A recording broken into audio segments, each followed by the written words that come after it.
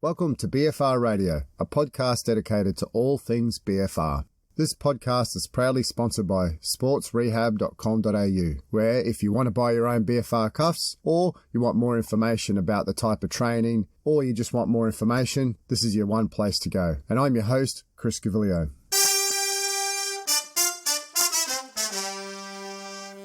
Thanks for joining me on this month's episode of BFR Radio.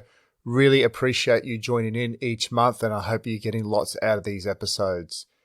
Perhaps the most exciting news in the last month or so here in Australia is that we're back in the gyms. And I think for myself and a lot of my friends and colleagues out there, that it's great that we're able to actually get back and do what we love, and that's coaching. So good news there. Try not to dwell on the whole COVID period. One of the type of training methodologies that has really made a huge resurgence is isometric training.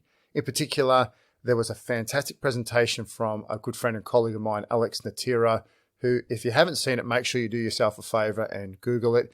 He did the most practical and applied presentation on isometric training I've seen. He brought in all the science and really showed you practical ways, just using a simple tie-down strap, on how you can perform these exercises. And it has a great translation through to athletic performance. During the COVID shutdown period, I actually challenged myself away from more traditional high-load lifting to create my own hybrid strength program. In particular, I try to challenge myself around the constraints of what people may have been experiencing, and in particular, that's the limited access to lots of weight and great equipment. The program in particular that I created involved combining low load, which in this case, I actually limited myself to 40 kilos. Perhaps that was cheating in that I actually did have a bar and some weights, but I really made sure that I didn't have too much weight on the bar. I actually knew that this would not be enough external load. So I delved into my bag of tricks and used the addition of isometrics with the use of a tie-down strap, thanks Alex Natira, lifting bands because they're actually cheap and accessible that we could all purchase off the internet or from a shop, blood flow restriction, as you all know I like doing, and also the addition of plyometric exercises with an actual goal to improve athletic type performance. As I've always advocated, there's no substitute for high external loads or mechanical stress, and therefore the addition of bands and isometric straps provided that external additional loading with the minimal equipment challenge that I actually set myself. And then the addition of BFR was used because what I wanted to do here was use metabolic stress as a proxy for mechanical stress that was missing from the high loads. Now, this is just a concept in my head that's been sitting there for a while. If we've got low loads, we can add bands, but there's only so much external stress that we can add with light loads. So therefore, I thought, can this addition of metabolic stress or the blood flow restriction provide some sort of added total stress on the system to create some form of improvement in performance? And what I've actually been doing, I've been collecting both upper and lower body testing parameters for a few months. It's actually predated this COVID period. So I've actually been able to collect data as I've gone along and see the type of results that I'm seeing from the training. Now, I've done the last lot of testing just this week, and I'm actually putting more together. And there's actually some really interesting results that are coming out of this. So once I put all these results together, I'll share them with you. However, I really want to make it nice and succinct. Otherwise, I'll be talking your ear off all day. In other BFR work I've been doing, I've actually been working on a BFR use framework. And consequently, I've been actually increasing my literature reading during this period. And I've got to be honest with you, there's just so many different areas in the world of blood flow restriction or KATSU. So if there's anything of particular interest that you want to hear on this podcast, let me know and I'll review those papers. As I'm currently sitting and I'm thinking, what's some things that people might be interested in? And there's so many great things out there. So there's certain concepts in blood flow restriction that you want to know or you're really interested in. And it could be on anything you want, from basic mechanisms through use or to certain populations. Let me know and I'll put a special review out there for you. Today's guest who we'll have on shortly is New South Wales Institute of Sport Senior Strength and Conditioning Coach David Young, who's the lead S&C coach for the women's national rowing team, which is based out of Penrith in New South Wales.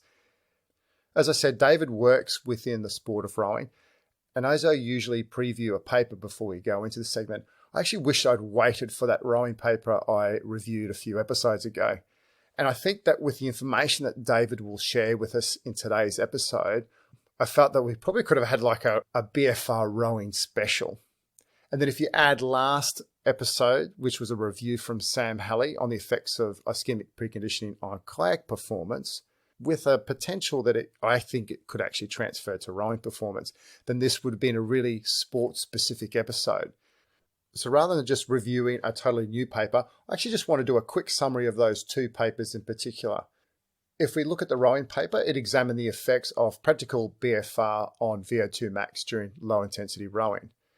The BFR intervention group used practical BFR during boat and indoor rowing training through the use of customized elastic wraps around the thigh. It was a 5-week training study, and they did BFR 3 times a week, and within each session, they used it for 2 times 10-minute lots. And this was used at low intensities, which was indicative of a lactate concentration of less than 2 millimoles per litre. The control group performed the same training, but without any BFR. So just in quick summary there, they did a total of 15 sessions, 60 minutes per week, 2 times 10 minutes per session. In the study here, they found that significant group interactions were found in favour of using practical BFR for VO2 max, and in particular, they had around 9% improvement in VO2 max, whereas there were no changes in the control group. Then if we move on to last month's episode from Sam Halley, where he examined the effects of ischemic preconditioning on repeat 1,000 metre kayak ergometer time trial. And this was actually completed in a simulated competition format. A really interesting study where they used 8 well-trained male kayak athletes. And in this study, they performed 3 experimental trials, which each consisted of 2 1,000 metre time trials separated by 80 minutes, which was kind of like what they would do in a competition. The protocol for ischemic preconditioning was completed via the application of 18 centimetre wide cuffs in cycles of ischemia and reperfusion. They inflated the cuffs to 220 mils of mercury and held this for 5 minutes, and then they deflated it for another 5 minutes. And this was repeated for 4 cycles on each limb, so 40 minutes in total. And this is pretty much in line with most ischemic preconditioning protocols: inflate for 5, deflate for 5, and repeat for 4 to 5 cycles. When you look at the 3 experimental trials, the first one was they just did 1 lot of ischemic preconditioning, which was 40 minutes prior to the first time trial. They did the time trial, rested, and then did time trial 2. The second experimental trial was 2 lots of ischemic preconditioning.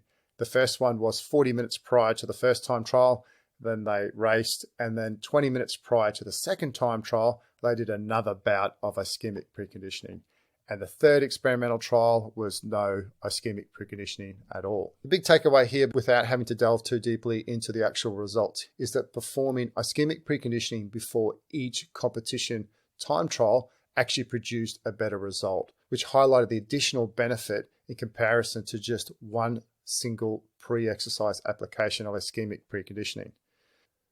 Sam also spoke about the application of this method may have benefit in other sports, in particular swimming and big wave surfing. And I actually feel that this may all be used in rowing due to the similar demands to the 2 sports. Taking these 2 summaries, I actually feel that today's episode with David Young will really complete the whole picture on the use of BFR in elite sporting environment, in this case rowing. So without any delay, let's get into today's episode of How You Do BFR. And welcome back to How You Do BFR. And today I've got NSWIS Senior Strength and Conditioning Coach Dave Young. Welcome. Thanks for having me, Chris. Good to be here. So it's really great here, obviously, during this COVID period, that a lot of our strength coaches are still very busy coaching online.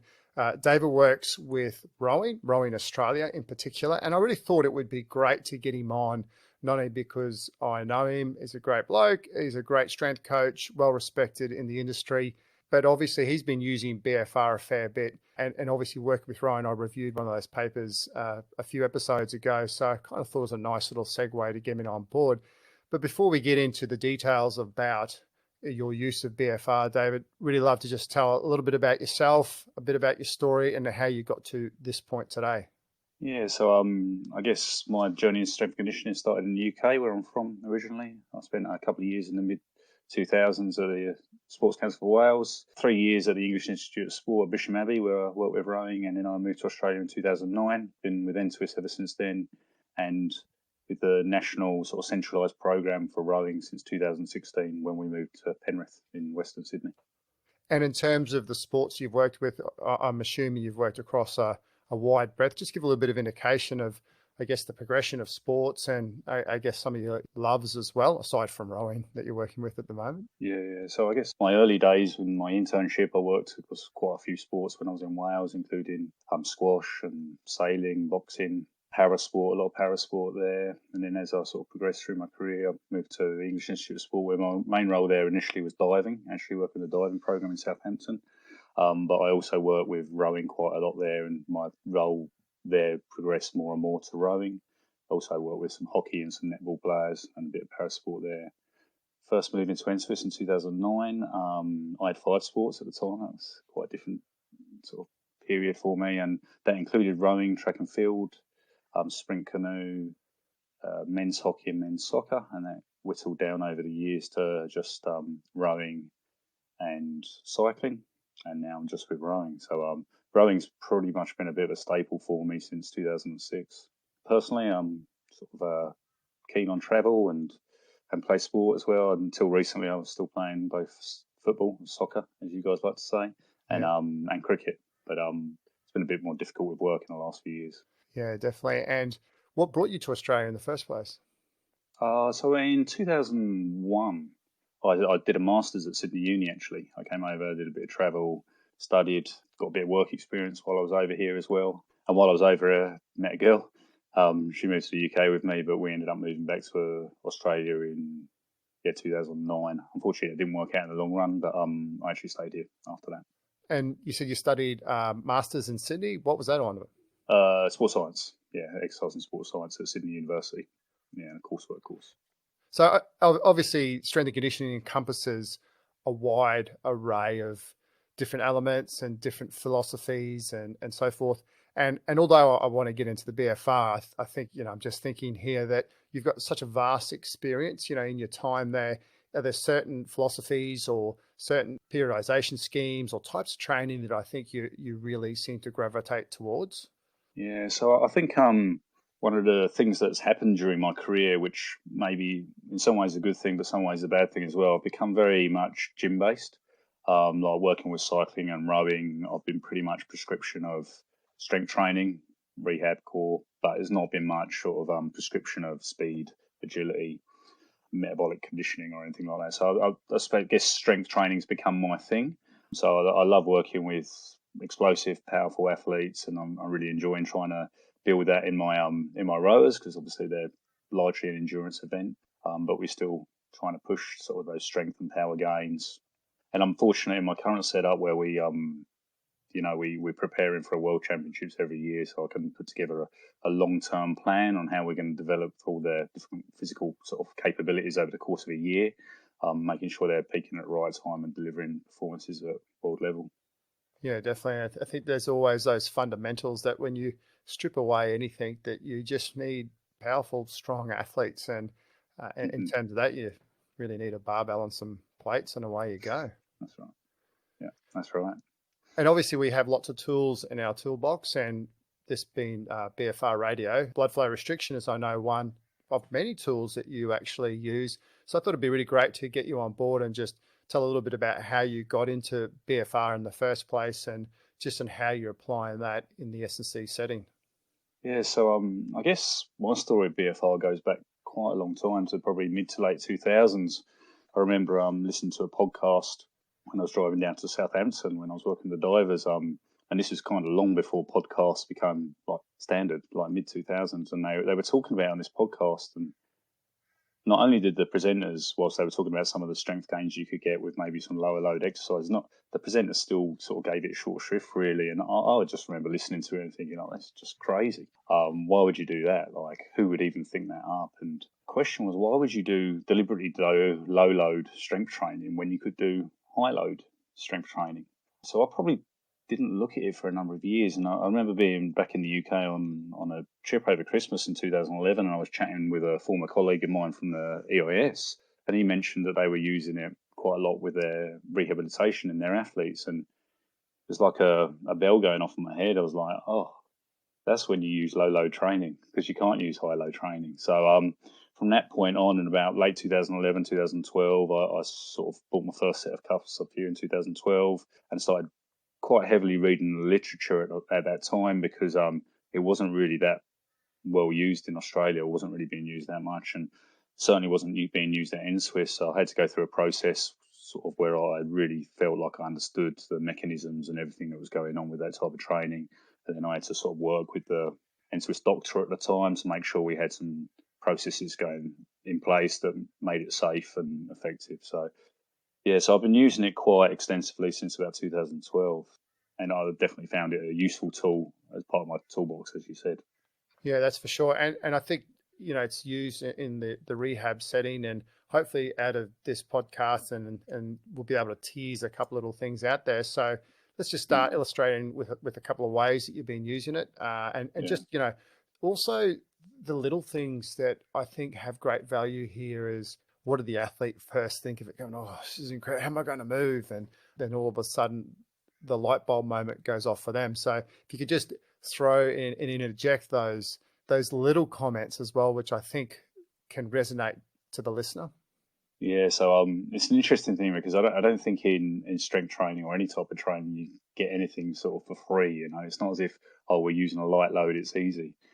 I learned quite early on in my use of the practice that I had to have conversations with the athletes before we did it and say, look, I know you're only wearing a 20 kilogram weight vest or a 10 kilogram weight vest, but this is going to hurt. This is going to be quite painful. You're going to get really sort of lactic in the legs. I use a term with the rowers. I'm like, this is going to be like the last 100 meters of your race, what you're going to feel here. So I have to spend a lot of time preparing them.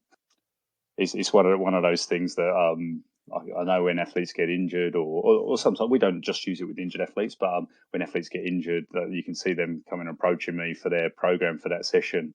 And okay, I think it's a good opportunity to do blood pressure. You can just see their face melt down, because it is hard. We do have to take their body to a place where we're getting sort of high levels of motor unit recruitment within this kind of training. So it's a challenge, but I think the athletes they do value it. They understand why we do it. I do a little bit of education with them on the purposes of the training, and why we're doing it, and I think they understand that it allows us to keep building muscle mass and strength, even when they may be compromised in some ways.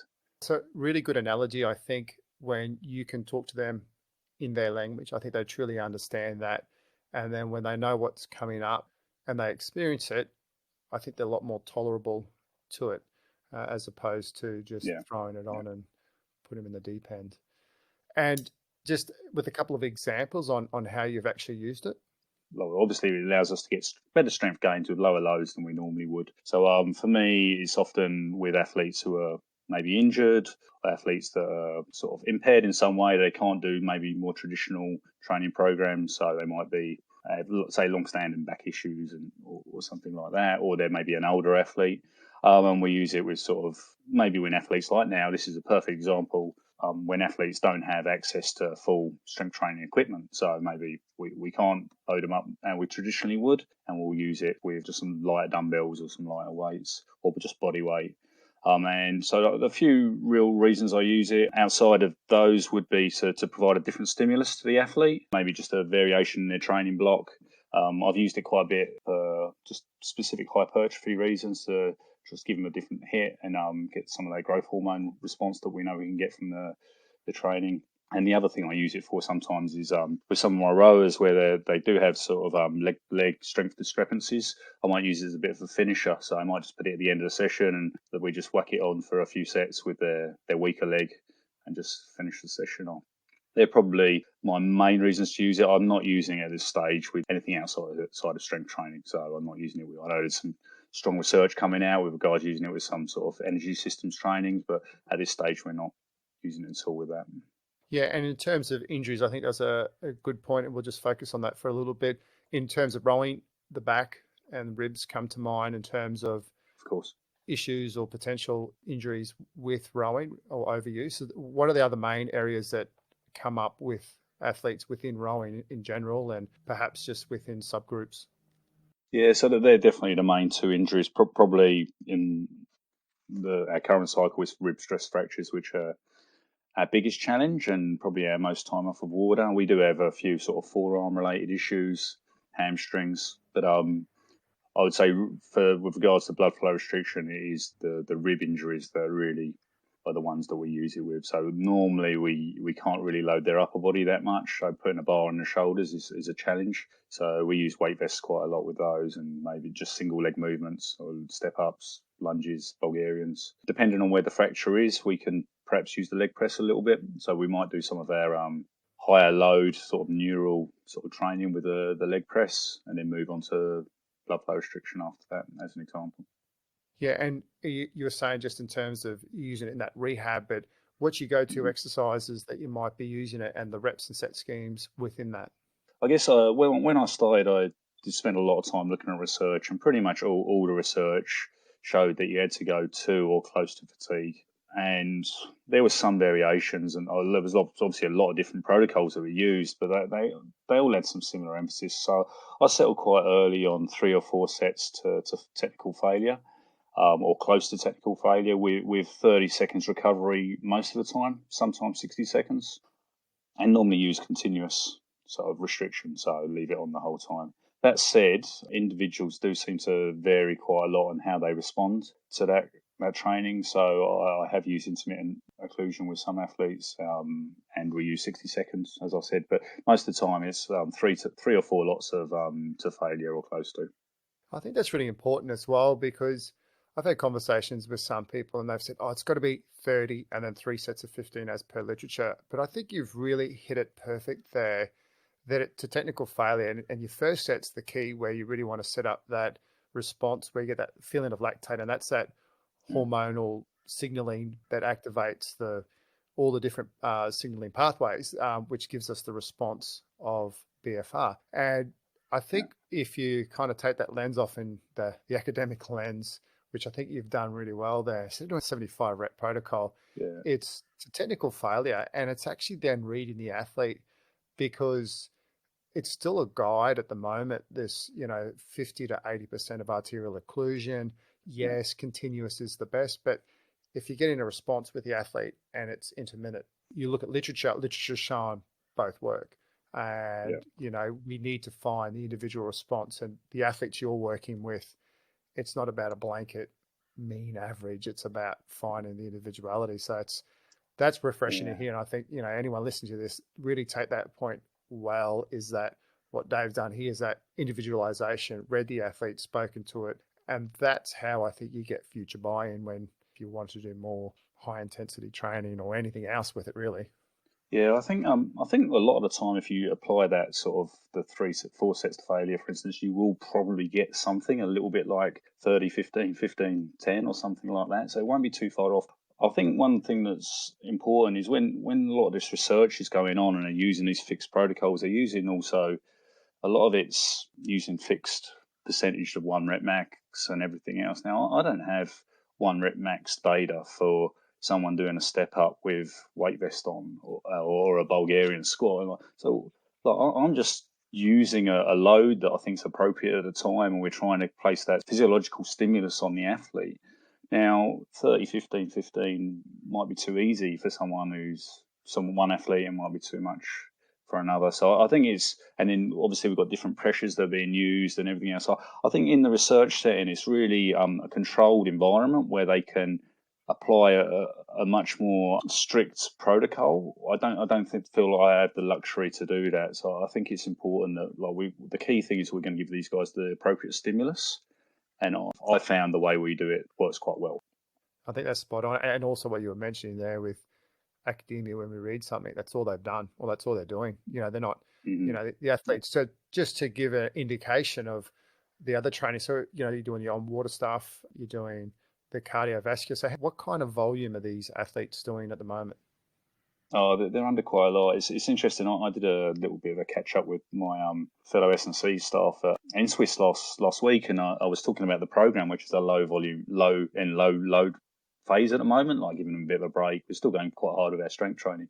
And then I had to say, to give them context to the group, I said, oh, well, they're on low level training at the moment. They're still doing 12 sessions in a week. The sessions were shorter and less intense than normal, but 12 sessions in a week's quite probably more than any of the other coaches in that discussion would have their athletes on, even in their high training blocks. So yeah, up to a standard week would be probably 3 sessions Monday, 3 sessions Tuesday, 2 sessions Wednesday, 3 sessions Thursday, 3 sessions Friday, 2 sessions Saturday. So what's that, 6, that's 12, is that 16 sessions a week? That would be a standard week for us, of which basically 2 sessions each day would be of some kind of rowing or aerobic kind of training with the odd technical there somewhere. And we lift weights 3 times a week, and with our group we do 2 core sessions a week as well. So other specific sessions directed at the core musculature. Yeah, it's a big volume there. And with respect to the exercises in BFR, you know, what are you typically targeting?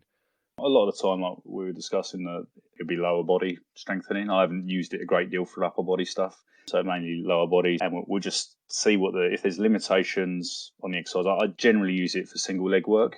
Not always, but I would say 90% of the time it's for single leg work. So we'll be using different variations of single leg work, so step ups, Bulgarian squats, lunges. They're probably the main 3 exercises. The single leg press I'd use, double leg press I've used, but they'd be the main ones. Yeah. And I think that's nice to reinforce as well, because that's the beauty of BFR, and I think it's the beauty of strength training, that the simple stuff works really well, and you don't really need to do anything fancy with it or with them on as well. So we try and keep it simple. Some individual will just do it on there. If they've got a large leg strength discrepancy, we might do more volume on one leg than the other, or we might just do it on one leg than the other, like as I said earlier, as a finisher. We tend to use exercises we use normally. I don't see any real need to change it up or anything like that. I don't have a huge amount of machines in our gym, so it's not as if I can do leg extensions, leg curls, and stuff like that on machines. So yeah, we keep it simple with sort of functional movements. I believe that will transfer to rowing as well. They're your key exercises for rowing for you. Like if you had an uninjured athlete, what would you be your pick exercises are fundamental? Probably depend how I choose to use it. So if I'm just adding it into a strength session as normal, I'd probably still go without the blood flow restriction for our key exercises. So say I put it in a normal program with one of my athletes that I think is appropriate. We'd still do our Olympic lifts and our heavy bilateral exercises early, and I still think I'd be adding the blood flow restriction later on in the program as part of the single leg work or the posterior chain work. But whether I just use a weight vest there or whether I'd use the opportunity to use bars or dumbbells, another thing that would be dependent. But I'll be honest, most of the time I use it in a similar manner. I would use it for the single leg work. And the difference between doing it with an uninjured athlete I'd probably tend to use it towards the end of the session as a bit of a finisher, whereas with an injured athlete I tend to use it towards the start of the session, and we'll get hopefully that will give a nice hormonal response to the rest of the session, whereas I think I'll probably get that hormonal hit from the heavy bilateral work we might be doing earlier in the session anyway. Yeah, it's nice and clean. Yeah. And just as a little side point there, obviously we were speaking earlier about the injuries within rowing, and a lot of them revolve around stress fracture type issues. There's actually a bit of evidence, I'm not sure if you read, there's a bit of evidence around increased markers of bone reformation. So sometimes I think about sports like rowing in this case. Other sports which come to mind are triathlon. There's a lot of stress reactions and stress fractures. If somehow systematically keeping them in could potentially help with this kind of recovery. Yeah, it's more theoretical than... No, definitely interesting point. And I mean, one thing I've been thinking of even in the last couple of weeks is, we got a big prep period now for the Olympics, like 65 weeks or something from this week.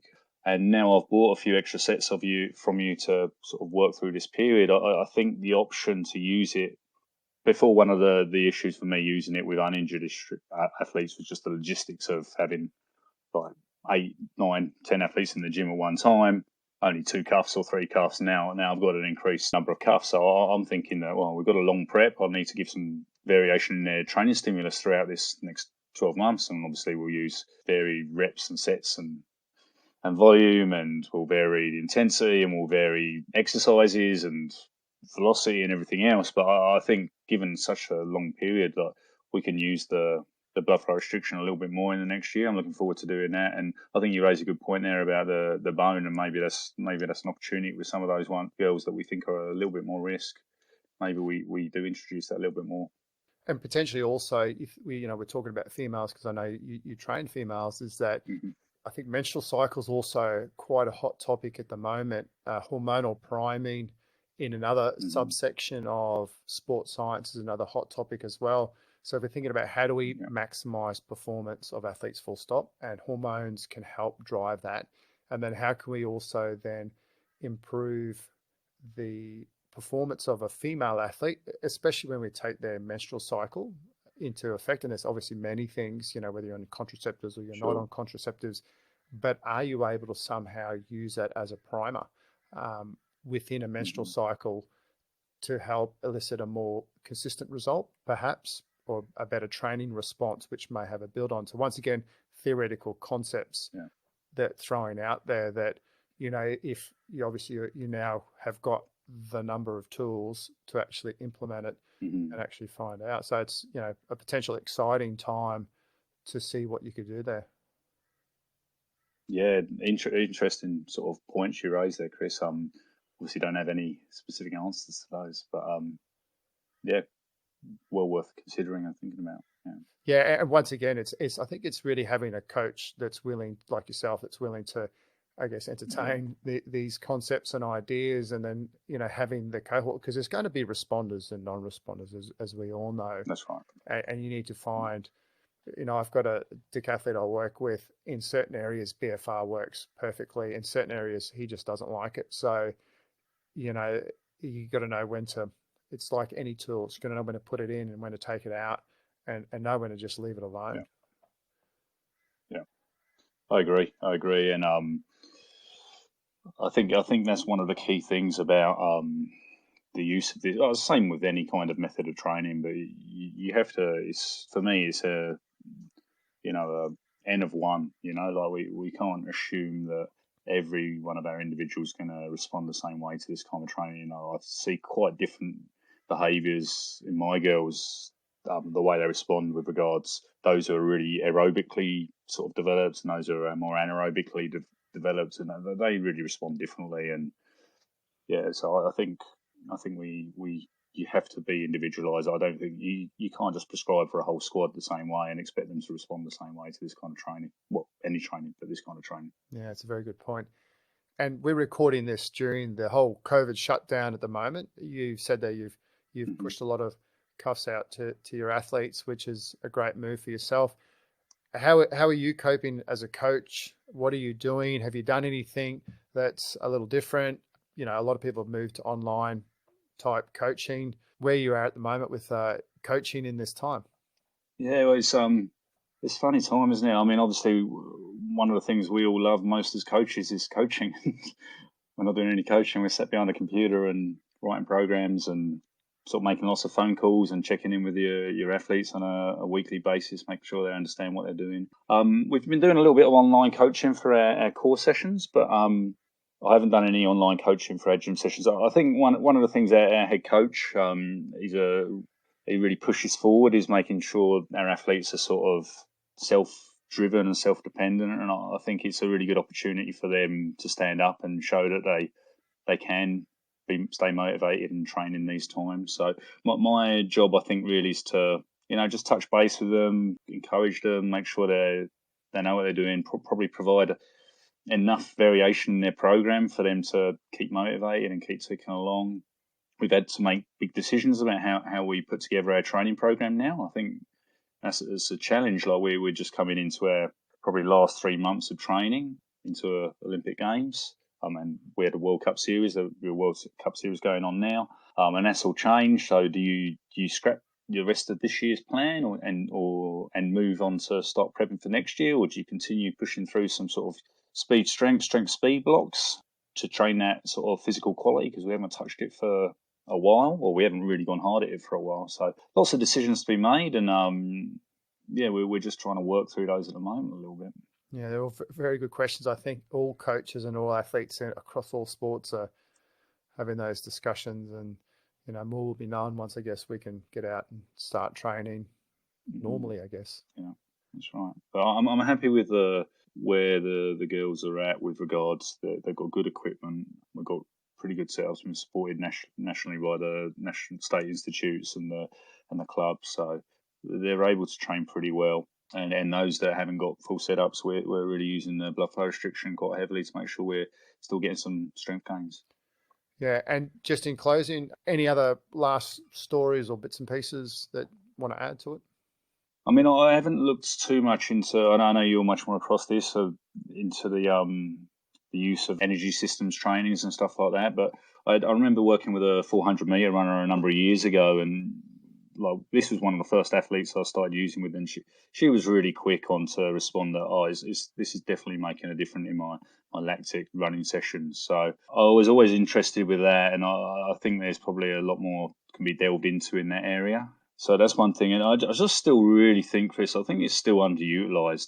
I know it's being utilized a lot more in sporting environments, but I feel like in clinical environments, working with the elderly, ill patients, I mean, I know they've probably got a lot more contraindications to actually using it and maybe risk factors, but I still think that's an area which can be utilised. If you look at some of the early studies by Takarada and those guys, just walking at 4 kilometres an hour and getting some decent strength gains, I feel like that should be being done more.